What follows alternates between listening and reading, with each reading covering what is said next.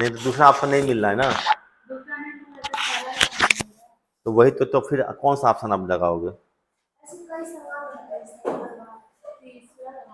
फिर आप कौन सा लगाओगे? तो चलो आप देखो, इधर देखो।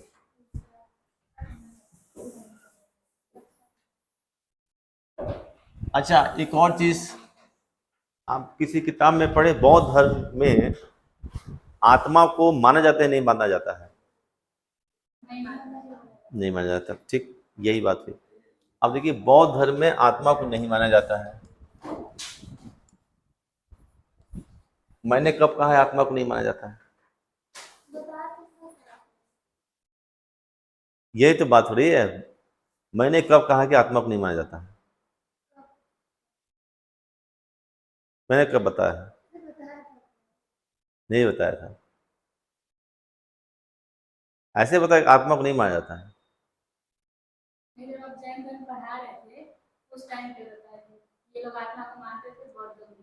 नहीं मानते हैं। हाँ, कैसे नहीं मानते हैं, यही बात फिर आई। किसी भी इतिहास की किताब में आप पढ़ोगे तो सीधे से लिखेगा कि बौद्ध धर्म आत्मा को नहीं मानता है। फिर आप आगे बढ़ोगे तो अनेकांतवाद,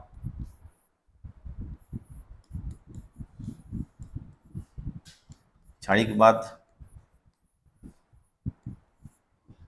में दिक्कत होगी। आत्मा को कैसे मानता है? जैसे जैन धर्म जो है उसको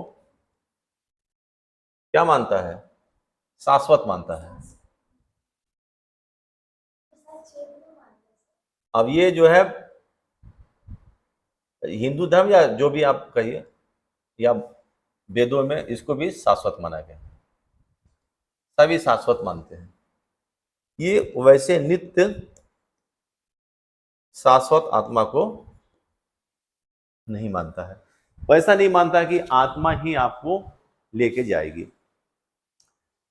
जब मैं यहां से निकल रहा था एक दिन, आपको याद होगा, याद है कि नहीं? जब मैं जिस दिन निकल रहा था, शुक्रवार के दिन, तो मैंने आपसे कहा था कि हम आगे पढ़ेंगे और एक कथा पढ़ेंगे, बताया था। कथा बताया था, किसी की कथा पढ़ेंगे। किसका? हम्म?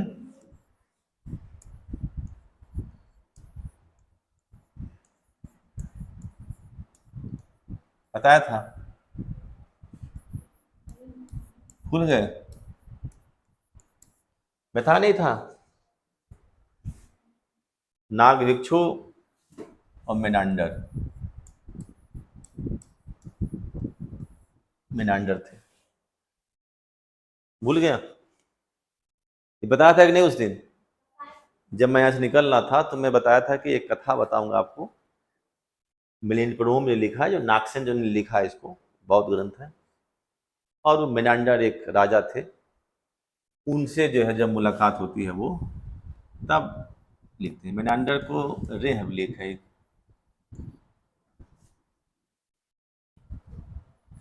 रे अभिलेख मिला इनका।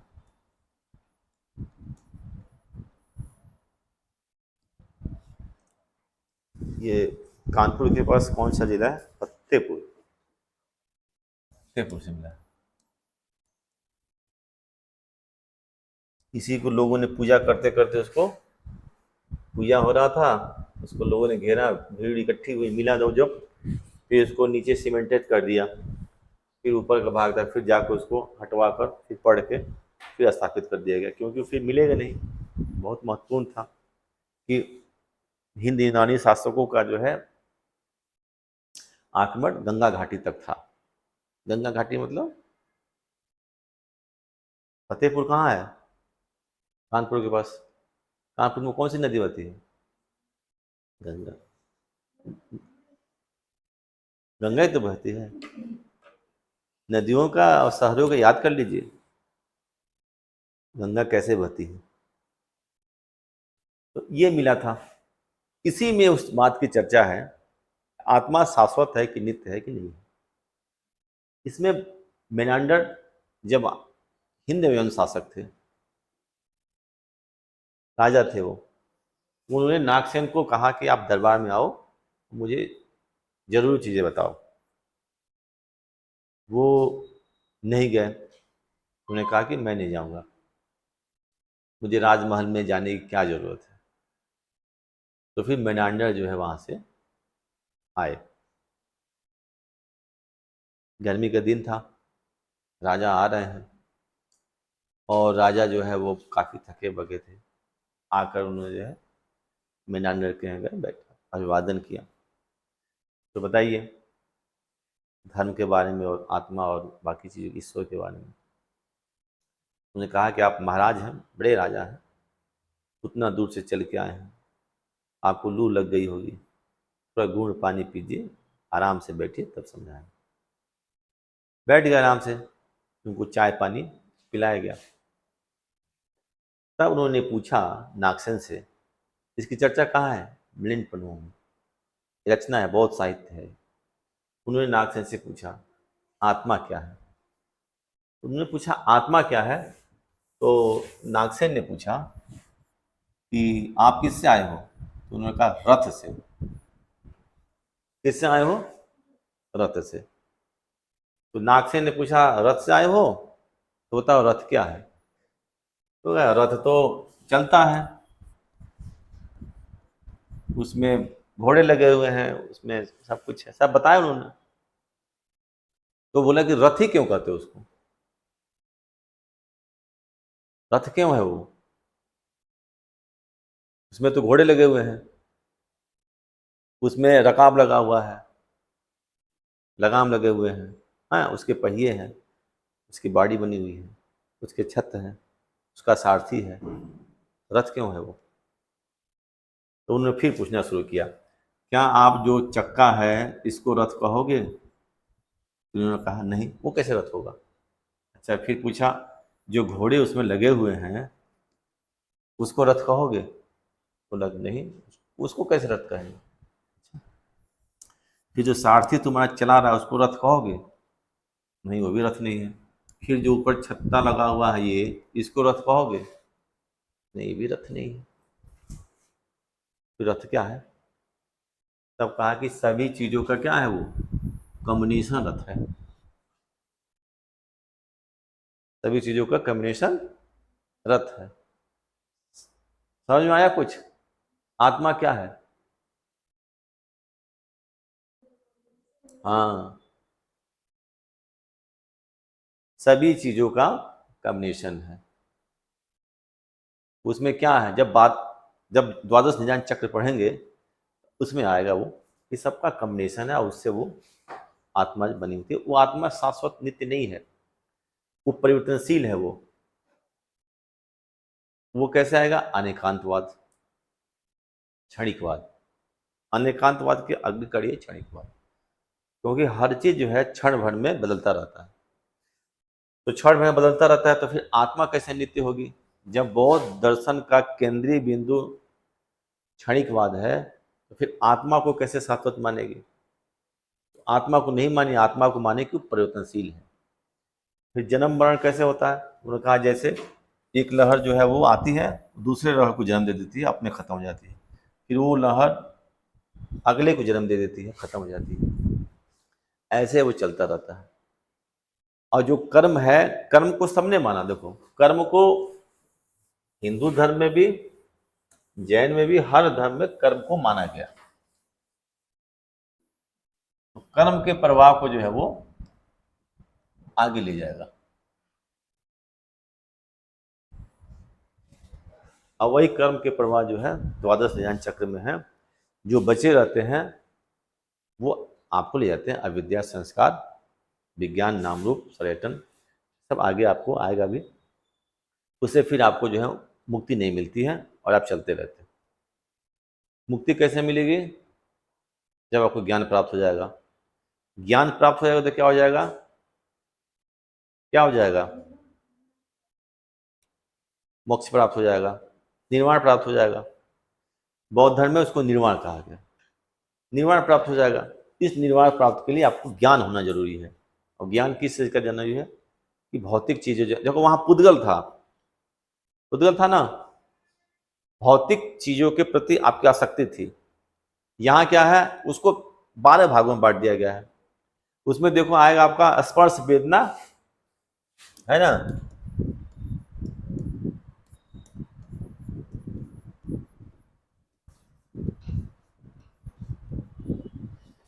अब 6 इंद्रियां हैं, 6 इंद्रियों का स्पर्श होता है किससे? भौतिक चीजों से। उससे क्या होता है? वेदना उत्पन्न होती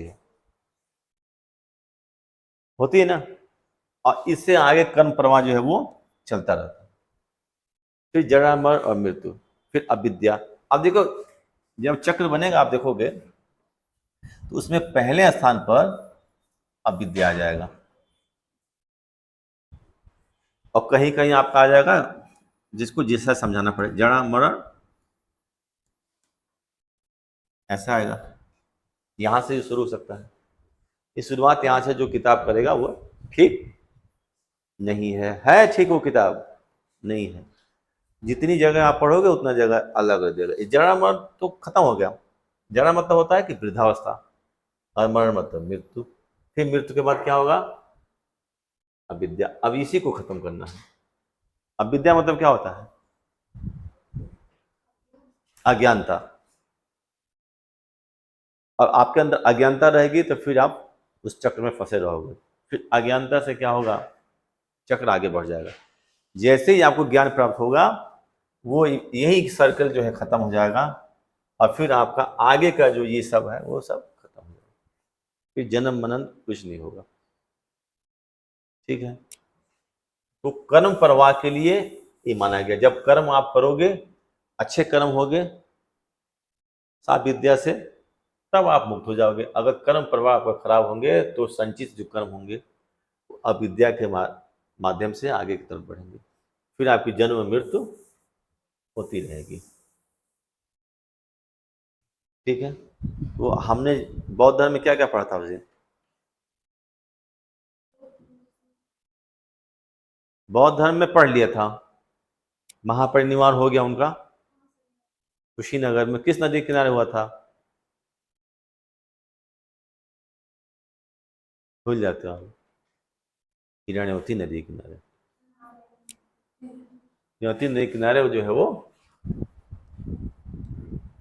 हिरण्यवती नदी कहाँ है? कुशीनगर में है। वो नाला हो गया है, पतला सा नाला हो गया है, वहीं पे बती। वहां पर निवारण हो गया, चले गए। और फिर हम उसके बाद देखेंगे क्या क्या। तो भगवान बुद्ध ने क्या दिया आपको? पहले तो 3 रत्न थे, कौन कौन?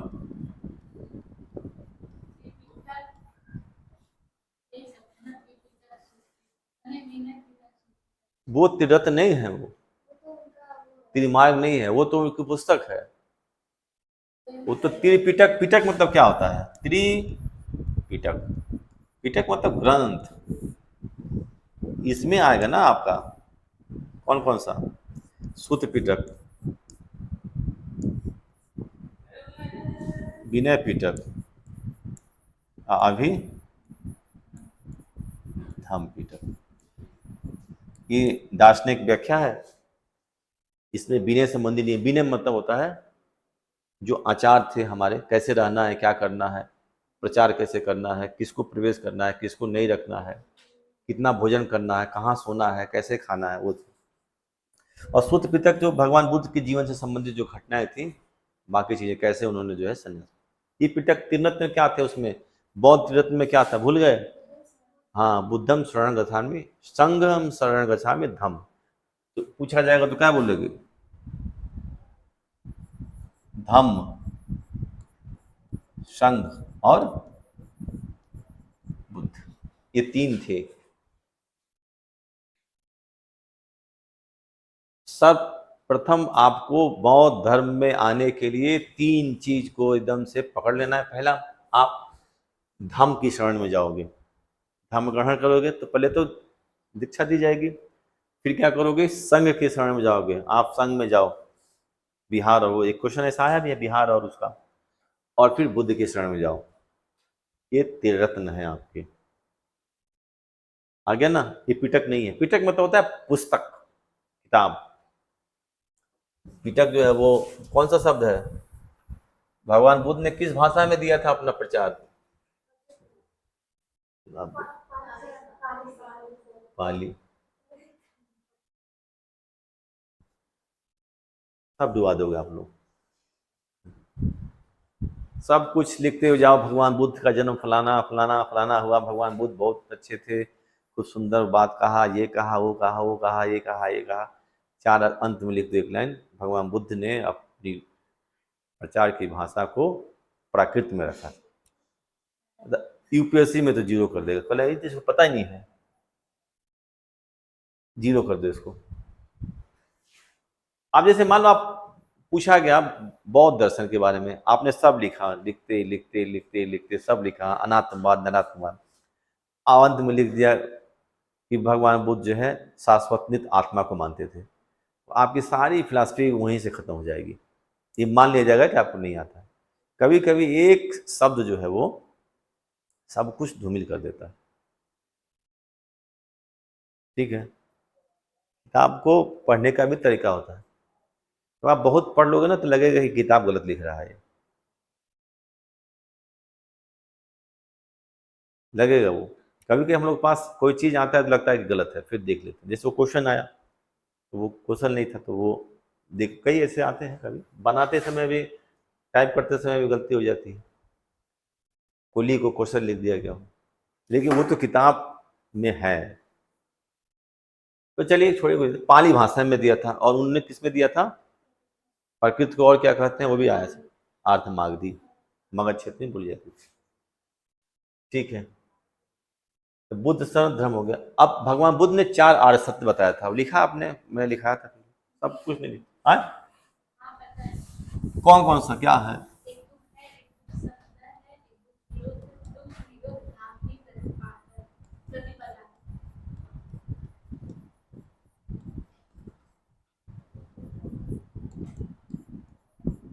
दुख को ऐसे भी लिखते हैं और ऐसे भी लिख सकते हैं, कोई गड़बड़ी नहीं। दुख समुदाय, दुख निरोध, और दुख निरोधगामिनी प्रतिपदा। तो भगवान बुद्ध ने, अब देखो, अब यहां से आप समझोगे तो समझ जाओगे कि भगवान बुद्ध ने क्या ईश्वर को माना था? ईश्वर को बिल्कुल नहीं माना था, ईश्वर को नहीं माना था। क्यों नहीं माना था? अगर ईश्वर है तो फिर दुख का कारण कौन होगा? कौन होगा बताइए? आपको दुख होता है? होता है। किसे मानते? बैठे रहिए, दुख का कारण किसे मानते हैं आप? हैं? नहीं, आप नहीं करते, उसका भी तो होता है। आप खूब अच्छे से गाड़ी चला रहे हो, बिल्कुल किनारे एकदम, पटरी से आप थोड़ा सा उधर गिर जाएंगे, क्या हुआ होगा? बिल्कुल लापरवाही नहीं हुए, आप यहीं बैठे हुए हो। वो उनकी क्या लापरवाही थी? वो बेचारे मेस में बैठ के खाना खा रहे हैं, जहाज उनके ऊपर गिर गया, उनको कम से कम, वो तो कहीं नहीं गए, जो जहाज में था वो मरा ही। लोग नहीं उड़ते हैं कि मर जाएंगे, वो तो बैठे हुए गिर गया। छोटे छोटे बच्चे हंस रहे थे, वो मर गए। तो एक क्षण के लिए दुख हुआ होगा ना, जब ब्रेस कल आई होगी, ब्रेस ब्रेस ऐसे झुको, जहाज गिरेगा तो ये आपके स्पाइनल कार्ड पे कोई प्रभाव ना पड़े, ऐसे झुके रहोगे तो वो, आप देखो आप कभी देखो डिस्कवरी हो रहा, जब जानवर हो ना बहुत ऊंचाई से जब नीचे कूदते हैं तो पूरे शरीर को फ्लैट कर देते हैं। आप उसको क्या करोगे ना, रिलीज कर दोगे। आप जैसे मान लो गिर रहे हो 2 मंजिले से, तो आप शरीर के को धरती पे संपर्क में आते ही आप अपने को ना ऐसे घुमा दो, पलट जाओ ऐसे, या ऐसे घूम जाओ, तो चोट नहीं आएगी वो। तो आप, दुख होता है, दुख का कारण क्या मानते हो? भगवान को ही तो कहते हो। अरे बाप रे, भगवान क्यों दुख दे रहे हैं मुझे? किसी के यहाँ कोई मर जाता है, छोटे बच्चा आया, वो तो कितना रो, उनका कहना था कि संसार में दुख है तो उसके कारण ईश्वर है। हाँ, नहीं, उन्होंने कहा कि अगर हम ईश्वर को मान लेंगे, समझो बात को ना, सब एक में मिल जाएगा, गड़बड़ हो जाएगा। तब अगर वो ईश्वर को मान लेंगे तो संसार में जो भी घटनाएं हो रही हैं उसका कारण कौन होगा? आप कहते हो ये कि सब कुछ ईश्वर की इच्छा पे है, जो होना होगा होगा, जो होना होगा होगा, कोई रोक नहीं पाएगा, सभी लोग कहते हैं। और जो होना होगा, और जो भी होना है वो ईश्वर चाह रहा है। तो फिर लूट, बलात्कार, हत्या, ये भी ईश्वर चाह रहा है। ऐसा होगा ना? भगवान बुद्ध के समय अभी भी 99% लोग मानते हैं, 100% मानते हैं। तो संसार को जो चला रहा है, जो भी हो रहा है, वो सब ईश्वर के द्वारा हो रहा है। नियत में लिखा था तो मर गए इतने लोग, ये हुआ था तो हो गया, लिखा था तो हो गया। तो उन्होंने कहा कि अगर ये दुख है, सब कुछ है, तो इसका सब शक्तिमान ईश्वर है। और जब ईश्वर सब शक्तिमान है तो फिर दुख कैसे आया? तो हिंदू दर्शन में आपको मिलेगा, पढ़ना नहीं है कभी, आपको दर्शन पढ़ना नहीं है तो हिंदू दर्शन में मिलेगा कि जब ईश्वर ने आपको संसार में भेज दिया और आपके कर्मों ने जो है इस तरह से आपने कुकर्म किया कि आप दुख को भोग रहे हो, आपको कर्मफल मिल रहा है, तो फिर कर्म भी तो ईश्वर करा रहा है। तो फिर वो क्यों ऐसा कर्म करा रहा है हमसे कि हम अपने ही पाप में भाग हो जाए? क्यों नहीं ऐसा करता कि सब लोग अच्छे हो जाए? समाज में ऐसा क्यों नहीं करता? फिर इस तरह का अस्तित्व पर खंडन हो जाएगा। ईश्वर है तो ऐसा क्यों करा रहा है? उस जहाज में छोटे छोटे बच्चे मरे थे, उनकी क्या गलती थी? तो कोई कर्म नहीं किए होंगे, वो तो किसी को गाली भी नहीं दिए होंगे, उनको तो जो भी प्यार से बुलाया होगा उनके गोद में चले गए होंगे, फिर उनको कौन सा कुकर्म का फल मिला? ईश्वर है तो नहीं होनी चाहिए। अब आप कहोगे कि पूर्व जन्म में किए थे, तो तुम्हारी न्याय प्रणाली इतनी खराब है कि पूर्व जन्म में किए गए पापों का इस जन्म में तुम प्रायश्चित कराओगे। मान लीजिए कि इस जन्म में मैंने आपकी हत्या कर दी, ठीक है, अब हिंदू शास्त्र के अनुसार, जो बाकी धर्म के अनुसार आपने जो कर्म किया उसका फल मिलेगा। इस जन्म में आपको नहीं मिला, अब अगला जन्म होता है आपका, और 5 साल के हो जाते हो और जहाज में जाते मर गए। ये क्या हुआ? अरे वो हत्या किया था ना उसका, ये कौन सा है? आपको जो कर्म किए उसको उसी जन्म में उसका फल मिलना चाहिए, तब ना आप समझ पाओगे। जो भी घटना आपके साथ हो रही है आपको क्या पता है?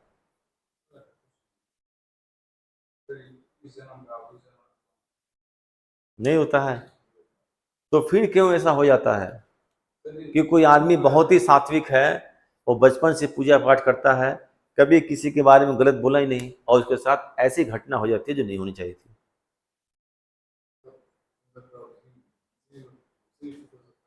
नहीं, चूक की हम बातें नहीं कर रहे हैं, चूक की बातें नहीं कर रहे हैं।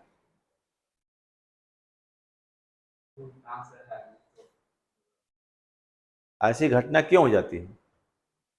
तो बुद्ध ने ईश्वर का खंडन कर दिया, खोया कि ईश्वर नहीं है, ईश्वर होते तो दुख का कारण नहीं। और उन्होंने ये माना कि संसार में जब वो देखे 3-4 बार घूम के, तो उनको ये लगा कि संसार का सबसे बड़ा कारण जो है दुख है। दुखी तो कहाँ सुखी कोई रहता है? 1-2 मिनट सुखी रहता है, फिर दुख में आ जाता है।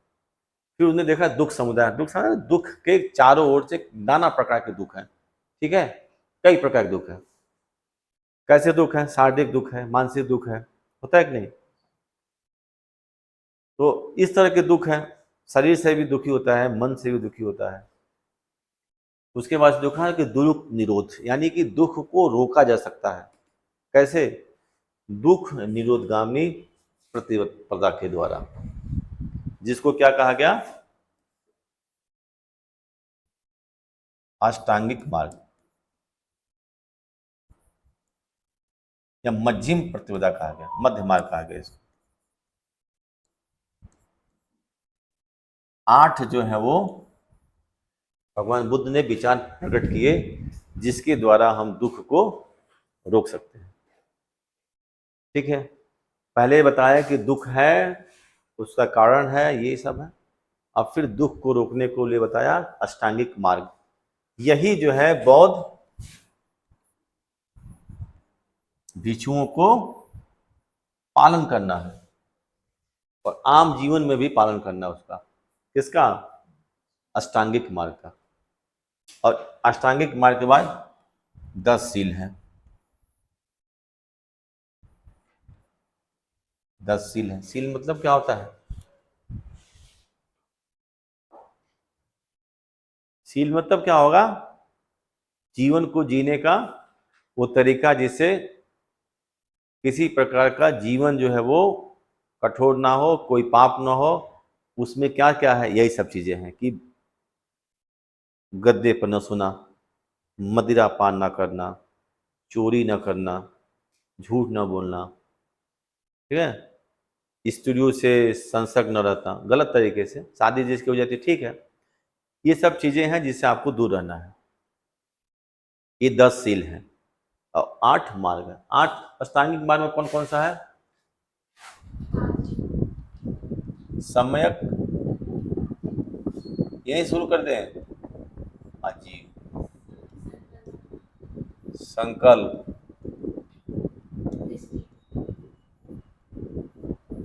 दृष्टि, ये सबसे नीचे वाला है। समाधि,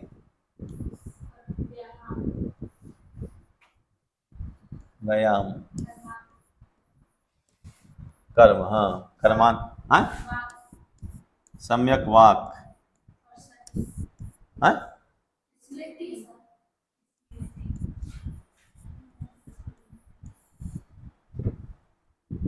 1 2 3 4 5 6 7 8, 8 हैं अष्टांगिक मार्ग। इनको आप याद कर लीजिए। अब देखिए इन्होंने ऊपर से शुरू कर दिया है कि सम्यक दृष्टि, सम्यक कर्म, ऐसे आता है, ठीक है, कोई बात। 8 को याद करना है। सम्यक आजीव, आजीव मतलब क्या है?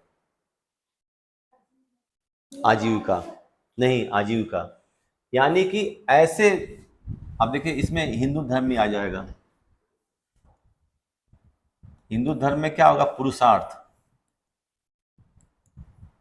पुरुषार्थ के अंदर क्या है? धर्म है,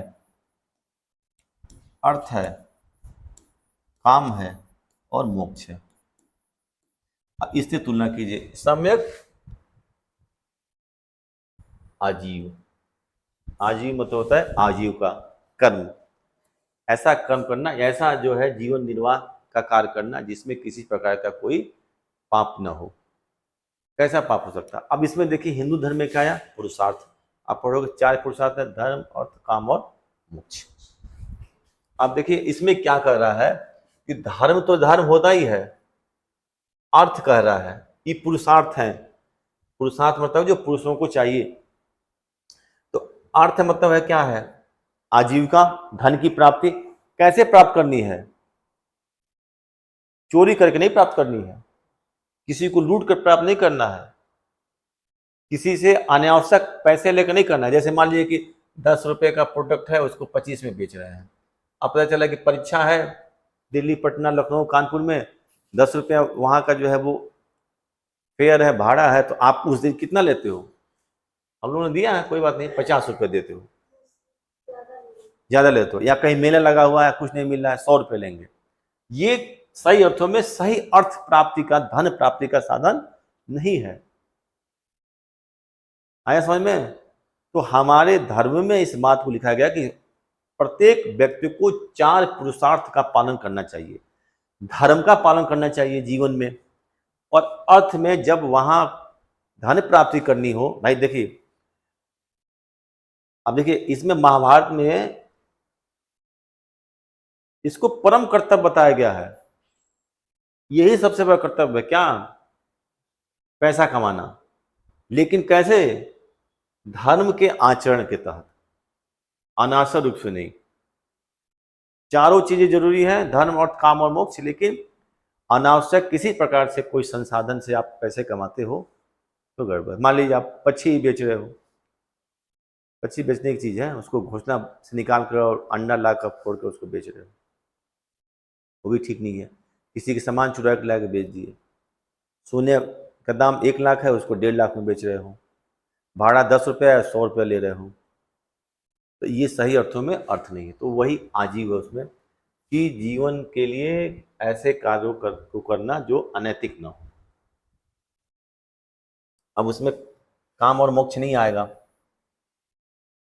काम और मोक्ष तो मोक्ष है, काम मतलब कि वही आप केवल अपने पत्नी से संपर्क रखो, ऐसा नहीं है कि 10 गर्लफ्रेंड बना लिए, 10 शादियां कर ली, तभी तो लोग मारे जा रहे हैं। आप देखो, जिसने एक शादी की और बहुत आसान है, और उसकी कोई गर्लफ्रेंड है, वो भी मान लीजिए शादीशुदा नहीं है, ऐसे मामले में क्या होगा? उसके घर के लोग जान जाए, किसी ने पति जान जाएगा, या उसका कोई घर का शादी नहीं जान जाएगा, तो फिर आपकी शादी पे भी संकट है और आपकी हत्या भी हो सकती है। यही ना होता है, मार दिए जाते हैं। अभी जो कौन सी लड़की थी, वो पहले से उसको शादी नहीं करनी थी, उसको मार दी, खत्म कर दी, अभी केस चल ही रहा है। तो इसलिए दिया गया है कि काम, काम मतलब होता है कि शादी ब्याह एक ही स्त्री से करो, आप उसके साथ रहो। आप अपनी पत्नी के साथ रहोगे, दुनिया का कोई आदमी कुछ नहीं कहेगा आपको, और नहीं तो कहेगा हाँ बहुत अच्छा है, देखिए कितना पत्नी को मानता है, कितना अच्छा है। लेकिन ऐसे अनैतिक काम करोगे कि गर्दन चला जाएगा और पूरा समाज गाली देगा। उस चीजों को उसमें बताया गया था, धर्म और कर्म मोक्ष, उसमें से जो काम है वो इस तरह का। सम्यक संकल्प, संकल्प मतलब क्या होता है? संकल्प मतलब होता है कोई भी कार्य ये करना हो तो उसके लिए दृढ़ संकल्प, शुद्ध संकल्प हो। ऐसा नहीं हो कि आप कहो कि उनकी हत्या करना, सुपारी ले लो, ऐसा भी हो सकता है ना कि आप हत्या करो। सही चीजों का जो है संकल्प लेना है, सही चीजों का जो है व्रत करना है। अनावश्यक ये नहीं कि ये कर देंगे वो कर देंगे। तो आपको संकल्प लेना है अच्छे कर्मों के प्रति, यही काम करेंगे बाकी के। दृष्टि क्या है? सबको पता है, दृष्टि सम्यक दृष्टि माने किसी चीज को देखने का सही नजरिया होनी चाहिए, सत्य असत्य की पहचान होना चाहिए, पाप पे पुण्य की पहचान होना चाहिए, वही सम्यक दृष्टि है। अगर आपके पास सम्यक दृष्टि नहीं होगी तो आपको पता ही नहीं कौन सा पाप है कौन सा पुण्य है, तो आप क्या करने लगोगे? पाप करने लगोगे। उसके लिए क्या चाहिए? सम्यक दृष्टि, शुद्ध दृष्टि चाहिए कि हाँ ये काम जो है गलत हो रहा है, ये ठीक नहीं है। जैसे आप मदिरा पी रहे हो, आप लड़कियों के साथ घूम रहे हो, आप पढ़ नहीं रहे हो, क्लास से निकल जा रहे हो, इस बात की सम्यक दृष्टि हो, इस विचार हो आपके अंदर कि जो मैं कार्य कर रहा हूँ ठीक नहीं है, तो क्या करोगे? उसको आप छोड़ दोगे। अब आप ये नीचे ला दिया उन्होंने, सम्यक समाधि सबसे लास्ट की थी। सम्यक समाधि मतलब चित्त की स्थिरता करना। समाधि जानते हो आपको, जब हम पढ़ेंगे कौन सा दर्शन? पतंजलि का योग दर्शन, प्रत्याहार, ध्यान, समाधि। समाधि अवस्था में हम, वो समाधि इस समाधि में अंतर है। उस समाधि अवस्था में जो हम पढ़ेंगे योग का, जो योग दर्शन में, उसमें आप ऐसे चित्त को एकाग्र करने के लिए बैठ जाओगे और आप समाधि में चले जाओगे, और फिर आपका बाह्य जगत से संपर्क होगा, पालौकिक जगत से। यहाँ समाधि का मतलब है चित्त की शुद्धता। चित्त मतलब क्या? मन को, मन को एकदम एकाग्र करना ताकि वो भटके नहीं। तभी तो आप अगले जन्म में जाओगे तो मोक्ष प्राप्त होगी। मन ही भटकेगा तो अज्ञानता की तरफ जाएगा। अब देखो यहाँ पे आजीव और व्यायाम में अंतर है। आजीव व्यायाम यहाँ क्या था कि ऐसे साधनों से धन प्राप्त करना जो ठीक हो, अच्छा कर्म करना। यहाँ व्यायाम से मतलब है कि दृढ़ संकल्प लेना, अच्छा संकल्प लेना। यहाँ संकल्प से मतलब है, ठीक ना? कर्म मतलब तो कर्म ही है, अच्छे कर्म करने चाहिए, दान करो, दया करो, जिसको लिखा गया ना, अपास निवे बहु कयाने, दाने दाने सोचे साठे च। अशोक ने इसी को ले आकर अपने अभिलेखों में लिख दिया, लिख दिया, अपास निवे बहु कयाने दाने सोचे साचे था, मतलब कि अधिक कल्याण करना, दान करना, वृद्धों की सेवा करना।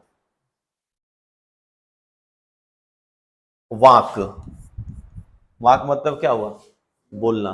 कैसे बोलना है? अच्छा बोलना है। किसी को जो है ऐसा नहीं बोलना है कि उसके मन को दुख हो, वो भी तो दुख का कारण है। मान लिया किसी को आपने गाली दे दिया तो फिर उसकी प्रतिक्रिया होगी कि नहीं? हमें हमेशा अच्छा बोलना है, सत्य वचन बोलना है। और स्मृति है, स्मृति मतलब क्या होगा? हाँ,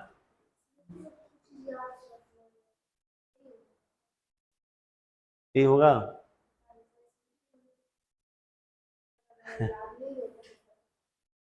सम्यक स्मृति का मतलब होगा कि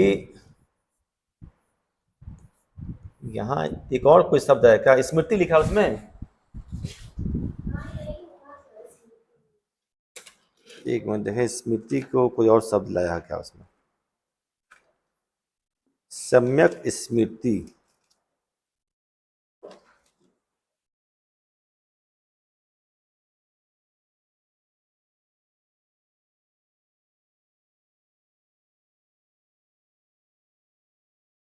हाँ, कर्मों के प्रति जो है वो विवेकपूर्ण तथा सावधानी पूर्वक कार्य, ये स्मृति है। कर्मों के प्रति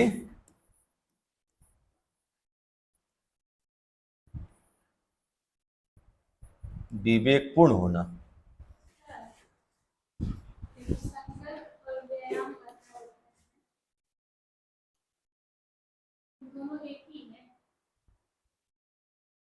नहीं नहीं, संकल्प तो अच्छे कर्म का करना है ना। ये संकल्प से आप मत पकड़ो। संकल्प का मतलब है कि अच्छे कार्य के प्रति संकल्प करना। व्यायाम का मतलब ये होता है, यहाँ पे व्यायाम का मतलब कर्म से है, अच्छे क्रम के प्रति जो है वो दृढ़ होना। यहाँ इस व्यायाम, इस संकल्प से मत जाओ आप। यहाँ होगा अच्छे क्रम के प्रति दृढ़ होना, ऐसे कार्य करना जो अच्छे हो। तो शब्द से कंफ्यूजन हो रहा था। यहाँ अच्छे क्रम के प्रति दृढ़ होना, यहाँ व्यायाम का मतलब शरीर से नहीं है।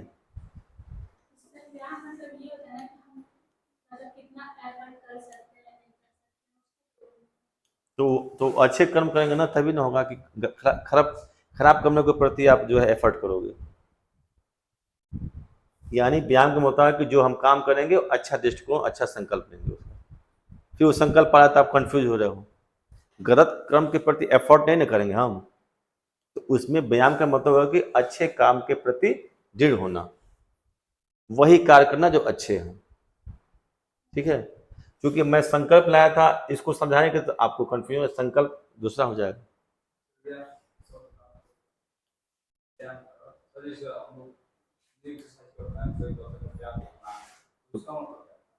वो व्यायाम शारीरिक है ना, वो शरीर के लिए कहते हैं, ये मन के लिए है।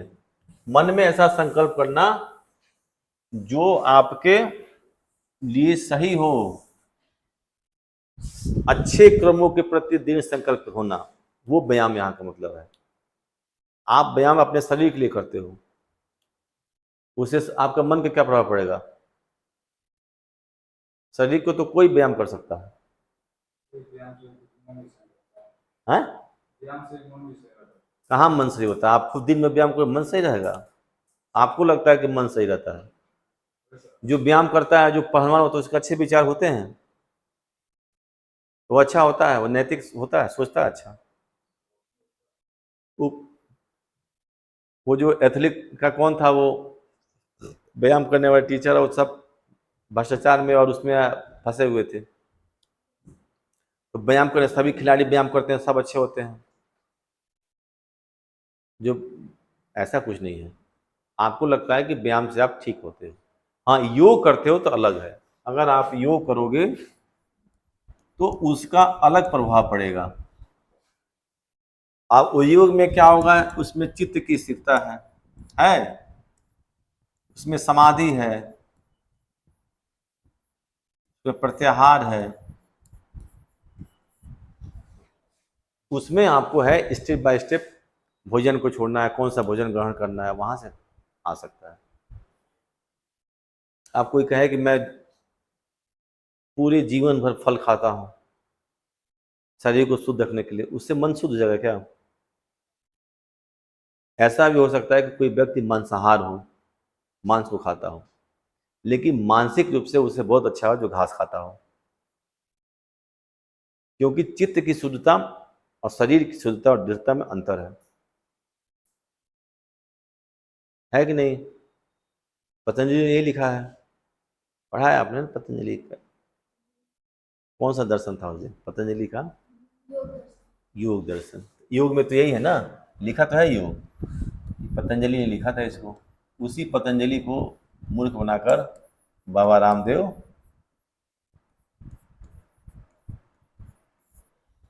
कितना पैसा कमा लिए। अब आप जो सोचते हो कि योग वो योग है बैठ कर करने वाला, वो योग नहीं है, ये दूसरा योग है। और इसी पतंजलि पे आगे बढ़ के किसने कहा? अरविंद ने। अरविंद का योग। अरविंद को जानते हो आप लोग? नहीं जानते? अरविंद को नहीं जानते? नहीं, ये अरविंद घोष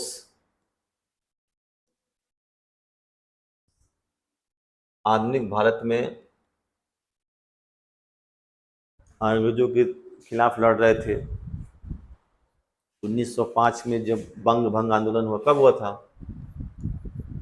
1905 में बंगाल आंदोलन हुआ। उसके बाद से इनकी गिरफ्तारी हुई और फिर ये जो है पकड़े गए। फिर इनको बचने के लिए पांडिचेरी चले गए। पांडिचेरी किसके क्षेत्र में था? पांडिचेरी किसके क्षेत्र में था? कहाँ है पांडिचेरी? किस प्रदेश में है? पांडिचेरी है क्या इस समय? यूटी है, उत्तराखंड है, यूनियन टेरिटोरी है के शासित प्रदेश। अरविंद घोष जो थे वो बंग भंग आंदोलन में थे, बहुत जाने माने वो जो थे वो स्वतंत्रता सेनानी थे। बाद में जब इनके ऊपर केस चला, बम विस्फोट हुआ उसको लेकर, तो इनके ऊपर केस चला, तो उसको बचने के लिए वो पांडिचेरी चले गए। पांडिचेरी में कौन सी बस्ती थी? फ्रांसीसी बस्ती थी। तो अंग्रेज वहाँ जाकर गिरफ्तार कर नहीं सकते थे, तो वहीं वो रहे। वहीं पर उन्होंने जो है योग शास्त्र पर पुस्तक लिखी। वो योग, ये योग लगभग बराबर, इनका विचार थोड़ा सा अलग है, ठीक है। इन्होंने योग शास्त्र पर पुस्तक लिखी, वो अरविंद है, अरविंद घोष। इन्हीं को नहीं जानते आप? बताइए। पांडिचेरी 4 भागों में है ना, वो फ्रांसीसी बस्ती 4 भागों में थी। पूछता है, याद कर लेना। यमन, कराईकल, पांडिचेरी और माहे, 4 बस्तियां थी, ठीक है। ये एक जगह होगा, कराईकल और माहे किधर में होगा? यमन के बाद लिखा है हमने कराईकल। कराईकाल भी लिखता है, कराईकल। फिर लिखा है पांडिचेरी, फिर लिखा है माहे। माहे लिखा है मैंने, ठीक है। समझ में आया अष्टांगिक मार्ग? 4 आर्य सत्य जाना आपने? क्या है 4 आर्य सत्य? नहीं है क्या?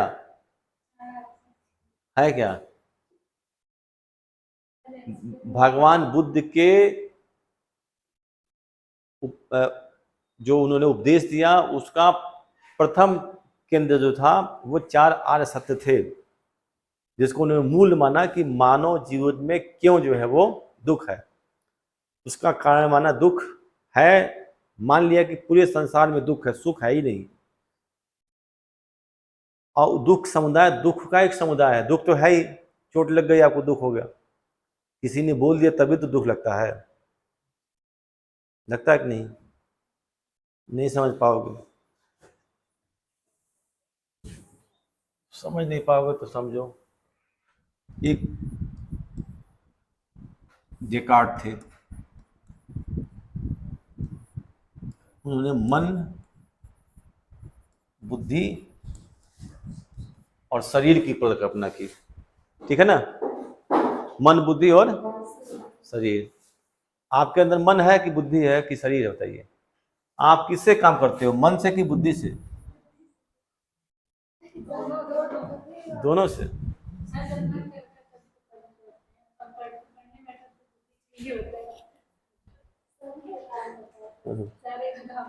मन, बुद्धि और शरीर। अब इनका ये कहना है कि आपको किसी ने गाली दे दिया, अभी आप बुद्धि गौण हो गई, आपको किसी ने गाली दिया, मारा नहीं, मारेगा तो शरीर पर लगेगा, तो मन और शरीर दोनों पर लगेगा। आपको न किसी ने गाली दे दिया सबके सामने, आप क्या हो जाएंगे? दुखी हो जाएंगे। तो आप जैसे प्रसन्नचित्त हैं वैसे रहेंगे उस समय, तो किस पर प्रभाव पड़ेगा? शरीर पर। शरीर कैसा हो जाएगा? आप दुखी, आप बैठे रहेंगे, ऐसे बैठी हैं तो दुखी बैठेंगे, क्या बात है, कुछ बात हुई? तो हाँ सर, मम्मी ने बहुत डांटा है, तुम कभी कुछ नहीं पढ़ पाओगी, तुम किसी लायक नहीं हो, न खाना बना पाते हो न पढ़ पाते हो। आपका मन दुखी हो जाएगा, तो शरीर पर प्रभाव पड़ेगा। ये तो ऐसे आया। और फिर आपको कोई मार दे, या आपका मार दे तो हमारा अलग चीज है, मार देगा तो दुख। आपका शरीर, आप साइकिल से आती हो, साइकिल चला रही हो आप, किसी ने टक्कर मार दिया तब भी कहोगे दूसरा मार दिया। आप चला रही हो, अपने गिर गई, घुटने पे चोट लग गई, खून निकलने लगा, तो क्या होगा? शरीर आपका चोटिल हुआ। शरीर ने क्या किया? मन पर प्रभाव डाला, आप दुखी हो जाओगी, चोट लग गया तो दिमाग उधर रहेगा, फिर घर जाओगी, मम्मी पूछेगी क्या हुआ, कोई मारा क्या तुम्हें? नहीं मारा नहीं, गिर गई, चोट लग गई। तो मन पर शरीर का प्रभाव पड़ता है, और शरीर का मन। ये बुद्धि क्या है? बुद्धि बताएगी कि मन और शरीर कुछ नहीं है। बुद्धि कहेगी कुछ नहीं है, इससे दुखी होने की जरूरत नहीं है। तो मन, बुद्धि के अंदर मन को मान लिया गया। आप कहते हैं मन कर रहा है जाने के लिए, फिर बुद्धि कहती है मत जाओ। अब बुद्धि क्या होती है? वो शाश्वत है, ठीक है, और सार्वभौम है, यूनिवर्सल है, ठीक है ना, उससे नहीं गलती होगी। मन से करोगे तो गलती हो जाएगी। और लोग कहते हैं मन से ही पढ़ो, बुद्धि से पढ़ो। मन तो बहुत लोग कहता है पढ़ने के लिए, पढ़ते भी हैं, याद नहीं होता है। और जब जागृत अवस्था में बुद्धि से पढ़ोगे तो याद हो जाएगा। चलिए, अब आता है द्वादश निदान चक्र।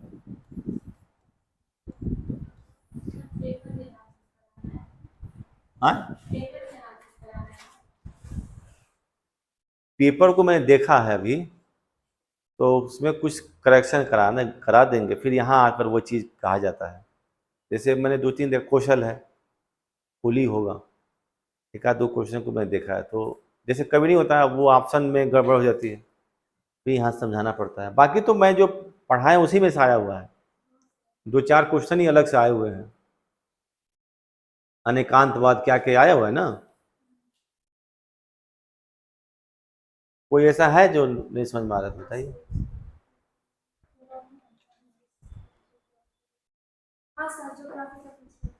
क्या चीज?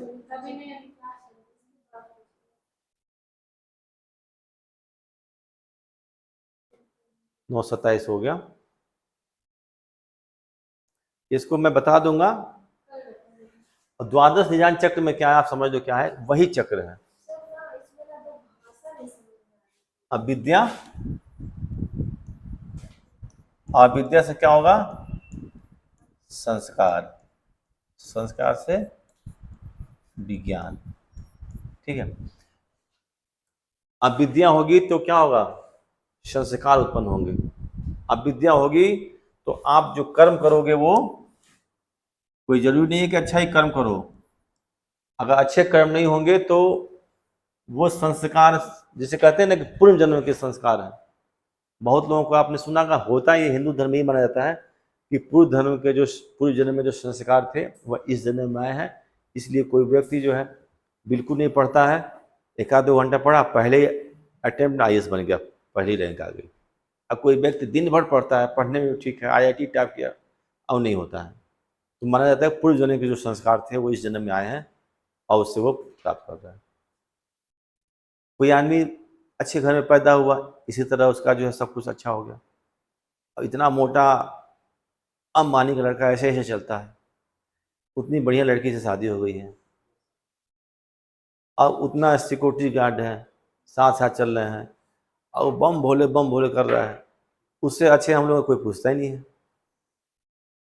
सही बात यही है। आप, हम लोग कभी कभी मान लो अच्छा खाने का भी मन करता है तो सोचता है अरे गणेश में जाएंगे बहुत महंगा है, फलाना जाएंगे बहुत महंगा हो जाएगा, उसके लिए क्या इतना मोटा लेगा, ऐसे चलता है।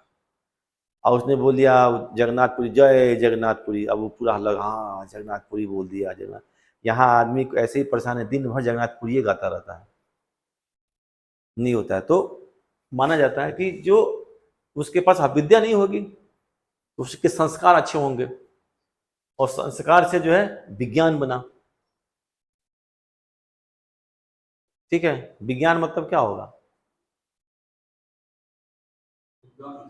विज्ञान, विज्ञान में क्या होगा? चेतना। विज्ञान मतलब चेतना। अब इस चेतना के द्वारा क्या होगा? जन्म होगा। क्या लेकर? संस्कार लेकर। तो जो आपके जो चेतना में जो संस्कार रहेगी, चेतना विज्ञान हो गया। वो जो चेतना रहेगी, उसी चेतना को लेकर आप जन्म लोगे, तो वो आपके दुख का जो है वो कारण बनेगा। ठीक है ना? तो विज्ञान के बाद आता है नाम रूप।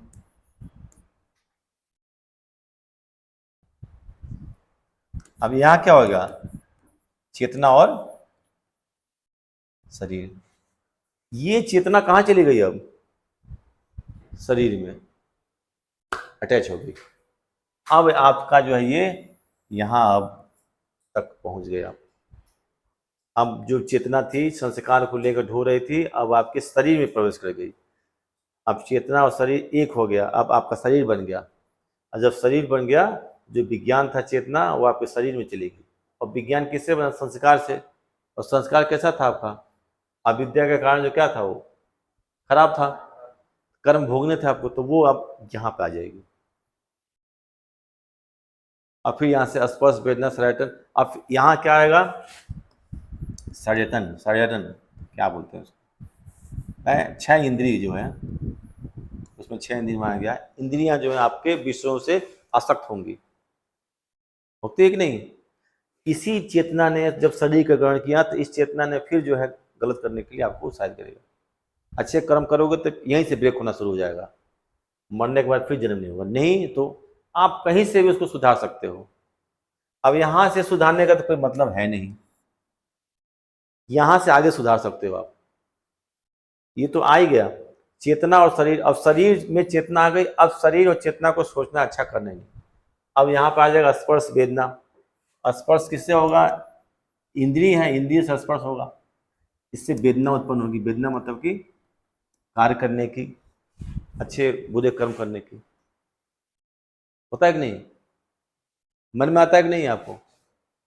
सबसे ज्यादा तो इस स्पर्श से, स्पर्श मतलब कि आंखों के दृष्टि से आप देखते हो, कोई जरूरी है छू के देखो, अच्छा चीज देखे। बहुत बढ़िया मोटरसाइकिल है, हमारे पास होती होती ना, लालच चाहिए आपको। ये कैसे आए? ये छह इंद्रियों स्पर्श करती हैं, उससे उससे वेदना उत्पन्न हुई। आप सोचते हो कि मेरे पास आ जाए। फिर आप कोई धन रखा हुआ है, आप बहुत अच्छे हो, आपने संस्कार अच्छे हैं, चुरा नहीं सकते, लेकिन मन से तो पाप हो रहा है, रखा हुआ है, सोचते हो कि वो 1 लाख रुपये हमको मिल जाता। नहीं नहीं, आपने सोचा? सही से बताना कि सड़क पे चल रहे हैं, कुछ गड्डी गिरी हुई मिल जाती, सोचा है कि नहीं? कुछ गिरा हुआ मिल जाता। इसमें शर्माने की बात नहीं है।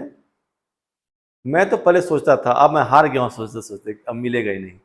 50 रुपये में गिरा हुआ नहीं मिला। एक बार मिला भी इतना मोटा पैसा, तो पता चला किसी परिचित का है, तो मैं कहा ले जाओ, तुम्हारा है तो ले लो। मैं पहले सोचता था कि कुछ पैसा मिल जाता तो कुछ कर लेता, ऐसे गाड़ी खरीद लेता।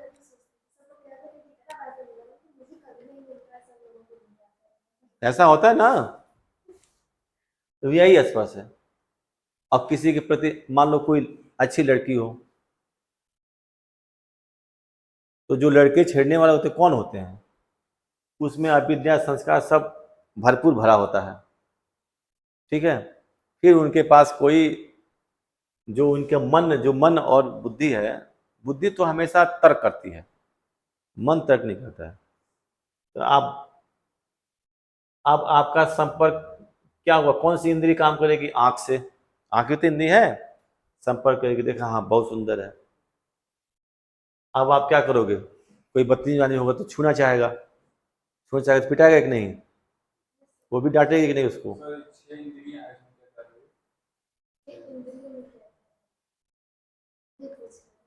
अरे 5 तो आपके पास है ही,